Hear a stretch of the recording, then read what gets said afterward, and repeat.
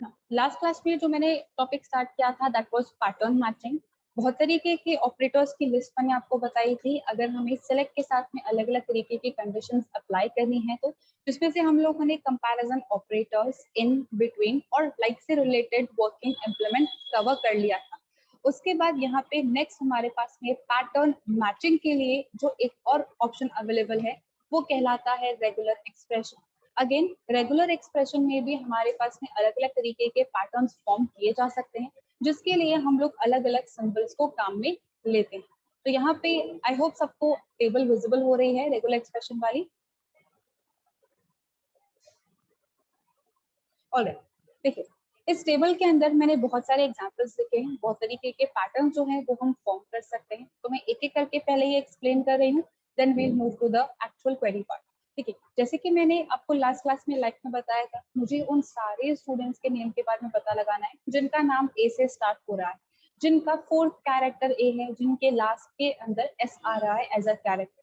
तो सिमिलरली उसी तरीके की वर्किंग अगर हमें इम्प्लीमेंट करनी है तो रेगुलर एक्सप्रेशन को भी काम में लिया जा सकता है। और ये लाइक से थोड़ा बेटर ऑप्शन है क्योंकि यहाँ पे हमारे पास में और भी कई तरीके हैं पैटर्न्स को फॉर्म करने।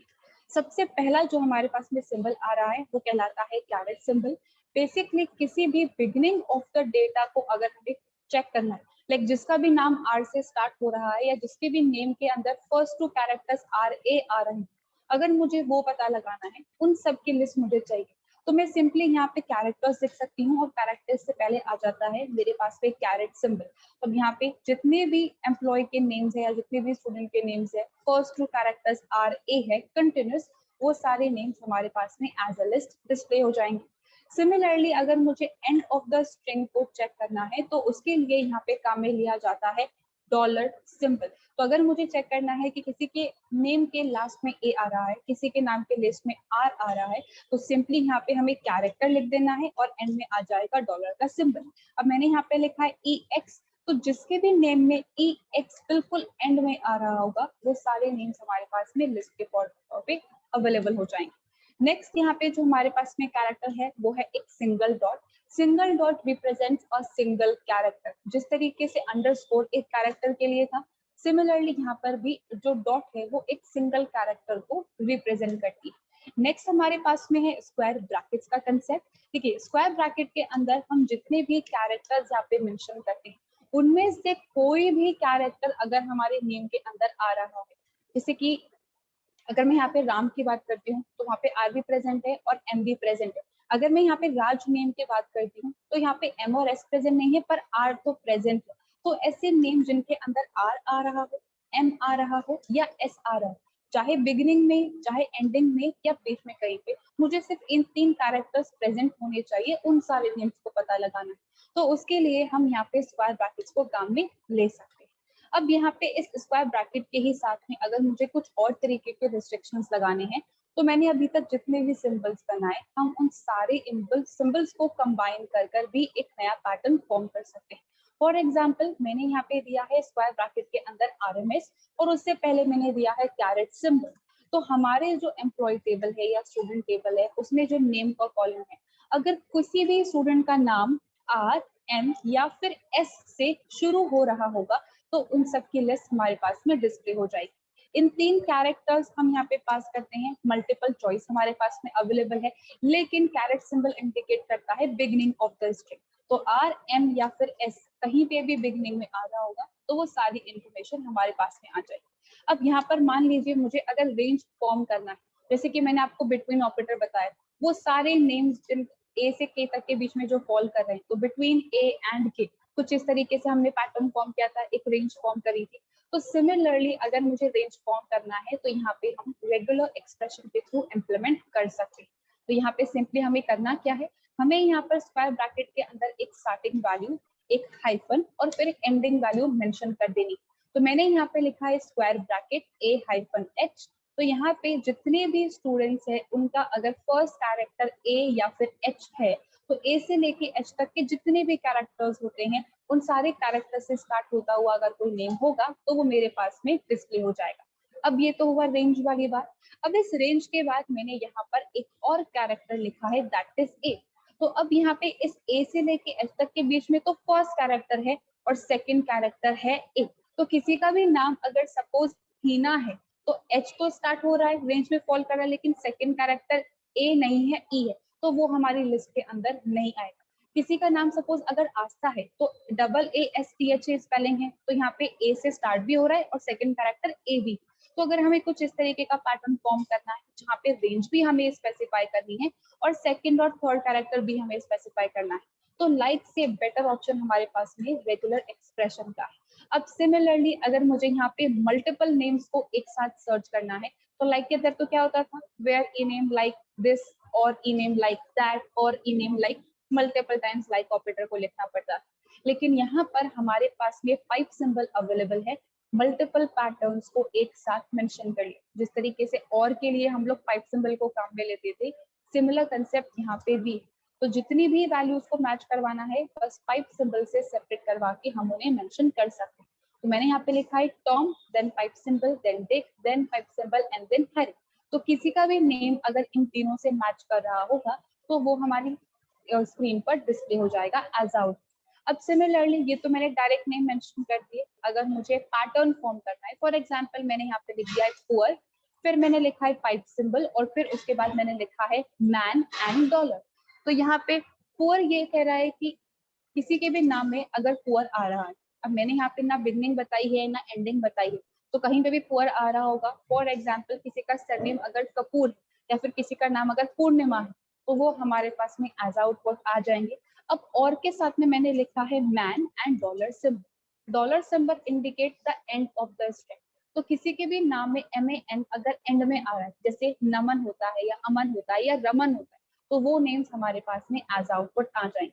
तो मल्टीपल पैटर्न्स के लिए हम यहाँ पे 5 सिंबल को काम में ले सकते हैं और अलग अलग तरीके के पैटर्न फॉर्म करने के लिए बहुत सारे ऑप्शंस यहाँ पे हमारे पास में अवेलेबल है।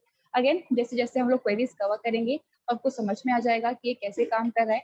अब यहाँ पे आज थोड़ा सा प्रॉब्लम है बिकॉज जिस सिस्टम पे मैं क्लास ले रही हूँ यहाँ पे जैम सॉफ्टवेयर तो अवेलेबल है लेकिन डेटाबेस और टेबल्स मेरे पास में क्रिएटेड नहीं है, तो मैं इन क्वेरीज को आपको एग्जीक्यूट करवा के नहीं बता पाऊंगी। तो एक बार आप क्वेरीज को ट्राई करके देख लेना, प्रॉब्लम आता है तो फिर आप मुझसे नेक्स्ट सेशन में पूछ सकते हैं। ऑलराइट, तो सबसे पहले हम सिंटैक्स देख लेते हैं, फिर हम एक एक करके क्वेरीज कवर करेंगे। देखिए किसी भी तरीके के रिकॉर्ड को डिस्प्ले करवाना हो हमेशा सेलेक्ट को ही काम में लिया जाता है। उसके बाद हम यहाँ पे मेंशन करते हैं कॉमा सेपरेटेड कॉलम्स के नेम। उसके बाद आता है फ्रॉम कीवर्ड फॉलोड बाय हमारी टेबल का नाम। अब अलग अलग कंडीशन के बेस पे अगर हमें सर्चिंग इम्प्लीमेंट करनी है तो हम वेयर क्लॉज को काम में लेते हैं। किस कॉलम पे के हिसाब से हमें सर्चिंग इम्प्लीमेंट करना है, जो पैटर्न हम फॉलो कर रहे हैं वो किस कॉलम में जाके सर्च करेगा, उस कॉलम का नाम यहाँ पे आता है।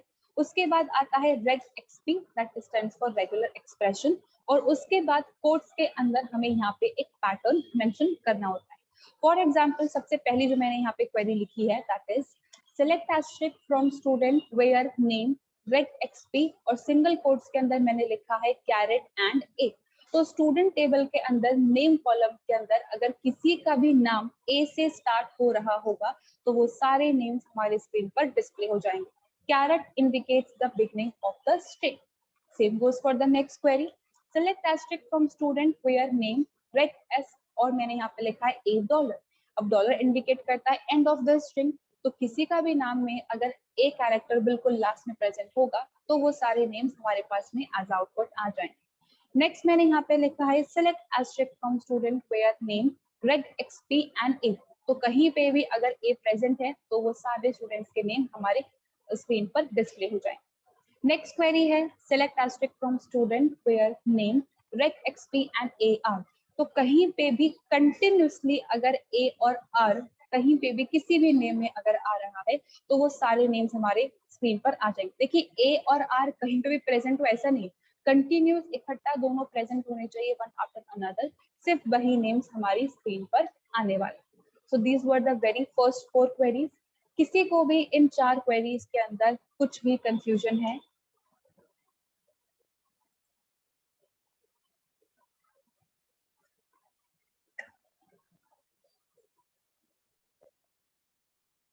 नेक्स्ट क्वेरी जो है हमारे पास में that is select asterisk from student where name reg exp और मैंने यहाँ पे सिंगल कोट्स के अंदर स्क्वायर ब्रैकेट्स लिखे और स्क्वायर ब्रैकेट के अंदर मैंने 2 कैरेक्टर्स लिखे हैं x and M.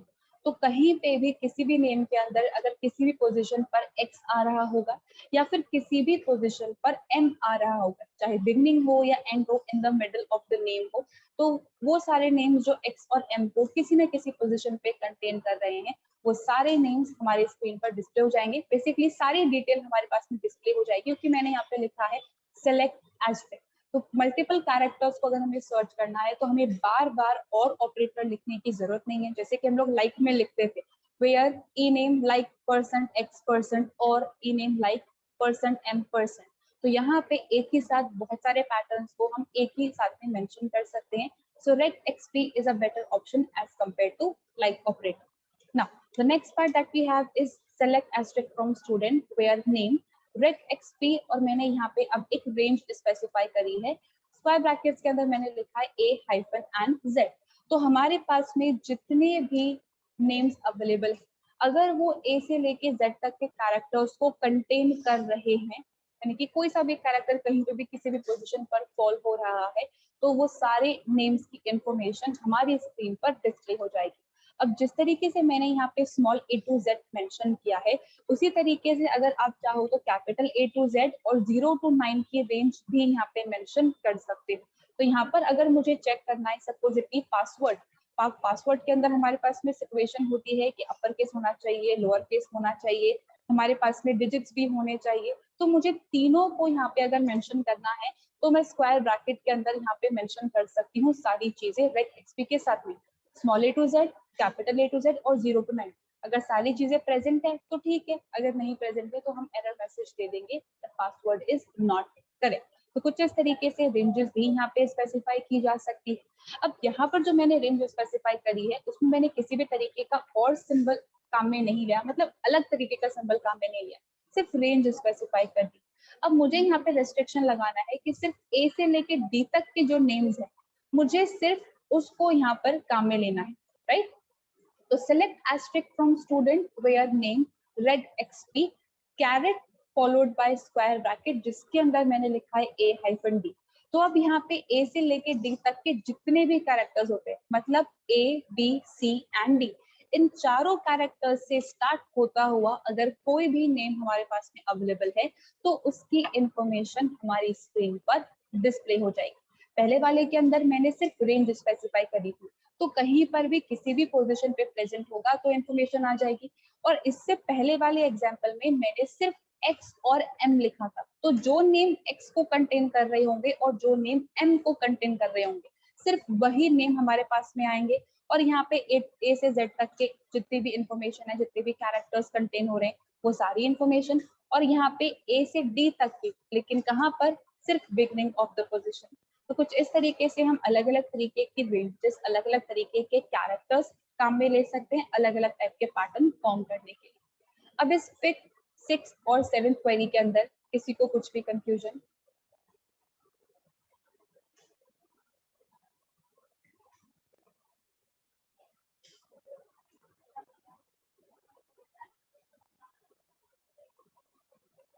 All right, moving on with the next part. Now, select asterisk from student where reg x, और मैंने यहाँ पे लिखा है स्क्वायर ब्रैकेट के अंदर b, पाइप सिंबल और m। तो यहाँ पर जिस तरीके से मैंने x और m मेंशन किया था, x और m प्रेजेंट होना चाहिए, तो सिमिलरली हमारे पास में कहीं पे भी b अगर अवेलेबल है, कैपिटल B अगर अवेलेबल है और कहीं पर भी कैपिटल M अवेलेबल है, तो वो सारे हमारे पास में इंफॉर्मेशन आ जाएगी। अब मैंने यहाँ पे जो सिचुएशन अप्लाई करी है वो है कोर्स कॉलम पे। तो किसी भी कोर्स का नाम में अगर B आ रहा है, किसी भी कोर्स के नाम में अगर M आ रहा है, तो यहाँ पर हमारे पास में क्या होगा, वो कंप्लीट इंफॉर्मेशन प्रिंट हो जाएगी। तो जिस तरीके से मैंने यहाँ पे x और m पास किया है, उसी का एक ऑल्टरनेट तरीका है हमारे पास में और ऑपरेटर को काम में ले लेना, यानी कि पाइप सिंबल को काम में लेना। दोनों का आउटपुट हमारा लगभग सेम ही आने वाला है, x और m को भी हम सर्च कर रहे हैं और b और m को भी हम सर्च कर रहे हैं, बस मैंने इस क्वेरी के अंदर यहाँ पे पाइप सिंबल को काम में ले लिया है। अब इसी पाइप सिंबल को यूज करते हुए मैंने एक और क्वेरी फॉर्म करी है, select asterisk from student where course reg xp b pipe symbol m। उसके बाद मेरे स्क्वायर ब्रैकेट क्लोज हो रहे हैं, उस स्क्वायर ब्रैकेट के बाद मैंने यहाँ पे एक डॉट लिखा है और डॉट के बाद मैंने लिखा है यहाँ पर कैपिटल A। अब स्क्वायर ब्रैकेट का मतलब है कि इन दोनों में से कुछ भी कैरेक्टर आ सकते हैं, क्योंकि मैंने यहाँ पे 5 सिंबल को काम में लिया है, तो बी और एम होना चाहिए।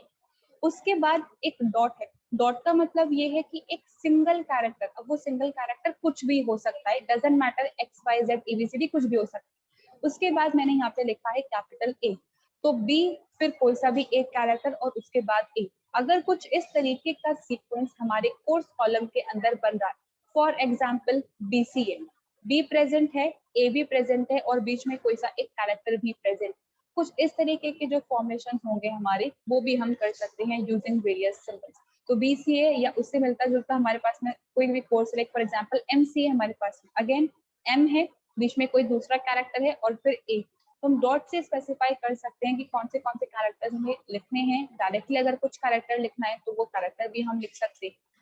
So that's how this regular expression is working. अब एक और क्वेरी देखिए, select extract from student where course red XP और मैंने यहाँ पे लिखा है B, अगेन 5 सिंबल, M और उसके बाद मैंने यहाँ पे लिख दिया है S। तो कहीं पर भी B और S कंटिन्यूस अगर आ रहा, M और S अगर कंटिन्यू आ रहा है, जैसे कि BSc में होता है, MSc के अंदर होता है, तो वो सारे कोर्सेज अगर मैच कर रहे हैं हमारे पैटर्न से, तो उन सब की इंफॉर्मेशन हमारी स्क्रीन पर डिस्प्ले हो जाएगी। तो यहाँ पर जिस भी तरीके का पैटर्न फॉर्म करना है, मल्टीपल कैरेक्टर्स अगर हमारे पास में है, तो सिंपली हम स्क्वायर ब्रैकेट के अंदर सारा डेटा मेंशन कर सकते हैं। लाइक फॉर एग्जांपल मैंने यहाँ पे लिखा है नेम कॉलम पे मैं सर्चिंग इंप्लीमेंट कर रही हूँ, अगेन रेगुलर एक्सप्रेशन, और अब यहाँ पे मैंने लिखा है स्क्वायर ब्रैकेट के अंदर RSH और उसके बाद A। तो R और A, S और A, H और A अगर कहीं पे भी कंटिन्यूस प्रेजेंट है, जैसे कि राम या फिर सरिता या फिर सपोज हरीश, तो यहाँ पे कंटिन्यूस कैरेक्टर्स आ रहे हैं, तो ये सारे हमारे पास में नेम्स के इंफॉर्मेशन प्रिंट हो जाएगी। सिमिलरली यहाँ पे एक और एक्सप्रेशन है, मैंने लिखा है A बिगनिंग में, फिर स्क्वायर ब्रैकेट के अंदर मैंने लिखा है R और M। तो अब A से स्टार्ट होना चाहिए, फिर R, A से स्टार्ट होना चाहिए और फिर M। तो कहीं पे भी अगर ये दोनों कैरेक्टर्स मेरे पास में कंटिन्यूस प्रेजेंट है, AR और AM, तो वो सारी इंफॉर्मेशन हमारे पास में प्रिंट हो जाएगी। अब सिमिलरली मैं रेंज वाला पार्ट भी इंप्लीमेंट कर सकती हूँ। स्क्वायर ब्रैकेट के अंदर मैंने लिखा है A to H, उसके बाद लिखा है A, तो AA, BA, CA, BA, EA, FA, GA and HA अगर कहीं पर भी कंटिन्यूस कैरेक्टर्स प्रेजेंट है, तो वो सारी इंफॉर्मेशन हमारे पास में प्रिंट हो जाएगी। तो अलग अलग तरीके के पैटर्न्स हम अलग अलग सिंबल्स को यूज करके फॉर्म कर सकते हैं। That's how regular expression works. अब किसी को भी किसी भी क्वेरी के अंदर कुछ भी प्रॉब्लम?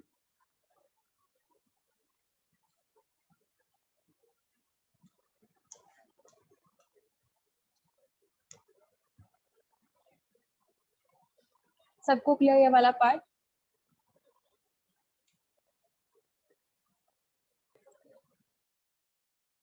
ना, जैसे कि मैंने कहा था, सेलेक्ट के साथ में हम बहुत सारे वेरिएशन अप्लाई कर सकते हैं और अलग अलग तरीके से रिकॉर्ड्स को फेच कर सकते हैं। तो नेक्स्ट जो यहाँ पे क्लॉजेस हम काम में ले रहे हैं, that is the limit clause. अब देखिए यहाँ पे करंटली मैंने जो EMP टेबल क्रिएट करी है उसमें 13 या 14 रिकॉर्ड्स है, डिपार्टमेंट के अंदर 4 रिकॉर्ड्स और सैलरी के अंदर 5 रिकॉर्ड्स। लेकिन अगर हम यहाँ पे किसी स्टूडेंट डेटाबेस को सपोज अगर कंसिडर करें, तो अभी अगर 300 स्टूडेंट्स है, तो फ्यूचर में वो 600 भी हो सकते हैं, 6000 भी हो सकते हैं, 6 लाख भी हो सकते हैं। तो कितने जब रिकॉर्ड्स हमारे पास में, और मान लीजिए मैं यहाँ पे लिखूं सेलेक्ट एब्स्ट्रैक्ट फ्रॉम स्टूडेंट, तो सारे कॉलम की जितनी भी इंफॉर्मेशन है वो सारी इंफॉर्मेशन मेरे पास में प्रिंट होगी। अब एक साथ 6000 रिकॉर्ड्स को रीड करना बहुत ही ज्यादा कॉम्प्लिकेटेड टास्क हो सकता है। तो कभी कभी क्या होता है कि हम एक साथ 6000 रिकॉर्ड्स को प्रिंट करवाने के बजाय सिर्फ 500 रिकॉर्ड्स को ही एट अ टाइम प्रिंट करवाते हैं। तो कभी भी अगर हमें कंप्लीट डेटा में से सिर्फ लिमिटेड नंबर ऑफ रिकॉर्ड्स को भी डिस्प्ले करवाना हो, तो उसके लिए हम यहाँ पर लिमिट क्लॉज को काम में लेते हैं। सिंटेक्स कैसे काम करता है? सबसे पहले हमें यहाँ पे सेलेक्ट लिखना है, उसके बाद आती है कॉलम की लिस्ट, फिर from keyword followed by table का नाम, उसके बाद एक लिमिट क्लॉज और उसके बाद एक न्यूमेरिक वैल्यू हमें यहाँ पे पास करनी है। न्यूमेरिक का मतलब एक इंटीजर टाइप की वैल्यू। तो यहाँ पे जो भी इंटीजर हमने पास किया होगा, सिर्फ उतने रिकॉर्ड्स हमारी टेबल में से एक्सट्रैक्ट होके आए।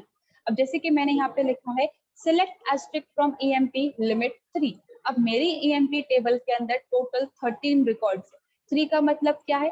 स्टार्ट से लेकर सिर्फ 3 रिकॉर्ड्स यानी कि 3 एम्प्लॉयज की इंफॉर्मेशन ही डिस्प्ले करवाऊं, तो सिर्फ फर्स्ट 3 रिकॉर्ड्स ही मेरे पास में डिस्प्ले होंगे।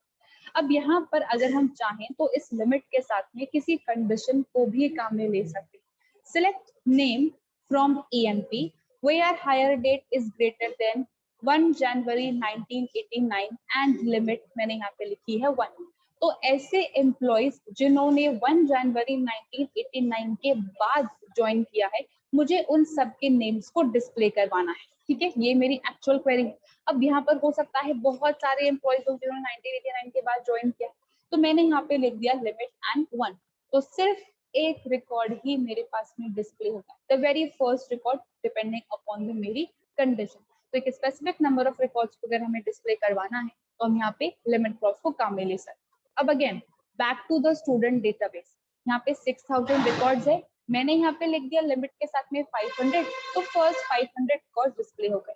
अब मुझे क्या करना है, अब मुझे नेक्स्ट 500 रिकॉर्ड्स को डिस्प्ले करवाना है, यानी कि 501 से लेके 1000 तक के रिकॉर्ड्स को। अब अगर मैं दोबारा से लिमिट के साथ में 500 लिखूंगी तो वो फिर से मुझे फर्स्ट 500 रिकॉर्ड ही डिस्प्ले करेगा। तो मुझे क्या करना पड़ेगा, मुझे यहाँ पे जो स्टार्टिंग पोजीशन है उसको चेंज करना पड़ेगा।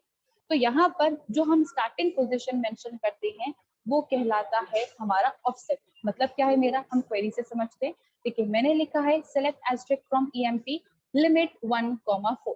तो यहाँ पे अगर हम चाहें तो लिमिट के साथ 2 आर्ग्यूमेंट्स पास कर सकते हैं, लेकिन एक आर्ग्यूमेंट पास करना कंपलसरी होता है और वो कहलाता है टोटल नंबर ऑफ रिकॉर्ड जो आपको डिस्प्ले करवाने हैं। लेकिन अगर मैंने यहाँ पे 2 आर्ग्यूमेंट्स पास किए हैं तो पहला आर्ग्यूमेंट मेरा कहलाता है ऑफसेट। ऑफसेट मतलब स्टार्टिंग पोजीशन, कौन से नंबर के रिकॉर्ड से डिटेल को डिस्प्ले करवाना स्टार्ट करवाना है। और यहाँ पे 4 इंडिकेट करता है टोटल काउंट ऑफ रिकॉर्ड्स। जैसे कि हम लोग स्ट्रिंग की सपोजिटली एक्सेसिंग कर रहे हैं या फिर हम लोग इन एरे को एक्सेस करें, इंडेक्सेस पास करते हैं ना 0 1 2 3 4। तो सिमिलरली जब हम टेबल क्रिएट करते हैं तो टेबल के अंदर भी जितने रिकॉर्ड्स होते हैं उनकी भी इंडेक्सिंग यहाँ पे बिल्कुल वैसी होती है, लेकिन यहाँ पर जो हमारी इंडेक्सिंग होती है वो 1 से स्टार्ट होती है। एरे के अंदर 0 से होता है, स्ट्रिंग के अंदर भी 0 से होता है, लेकिन यहाँ पर काउंटिंग 0 से नहीं होती है, यहाँ पर काउंटिंग 1 से स्टार्ट होती है। 1 2 3 4 so on and up till 13 14। कुछ में यहाँ पे 0 से भी स्टार्ट हो जाता है, बट डेटाबेस में हम यही कहते हैं कि 1 से ही स्टार्ट हो रहा है।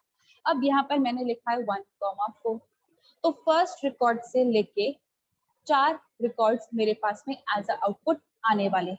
तो offset indicates the starting position and limit indicates the total number of records. अब यहाँ पे ये ऑफसेट C या C++ की फाइल हैंडलिंग वाला नहीं है कि हम इसे नेगेटिव भी पास कर दे तो भी काम चलेगा। ये हमेशा एक पॉजिटिव इंटीजर ही होता है। ठीक है, तो हमेशा दोनों पॉजिटिव चीजें हमें पास करनी है, स्टार्टिंग पोजीशन भी और उसके बाद total count of records. So that's how limit clause works. अब इसके अलावा इसमें किसी को कुछ भी कंफ्यूजन?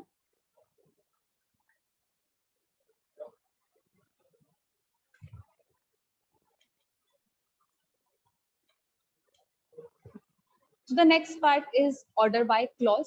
देखिए हम यहाँ पर जब भी रिकॉर्ड्स को डिस्प्ले करवा रहे होते हैं तो हमने जिस सीक्वेंस के अंदर डेटा को डिस्प्ले करवाया होता है, हमारा जो आउटपुट आता है वो भी प्रॉपर उसी सीक्वेंस के अंदर आता है। मान लीजिए मैंने यहाँ पे A नाम के स्टूडेंट का रिकॉर्ड इंसर्ट करवाया तो उसका रिकॉर्ड टेबल में चला गया। फिर मैंने Z नाम के स्टूडेंट का रिकॉर्ड इंसर्ट कर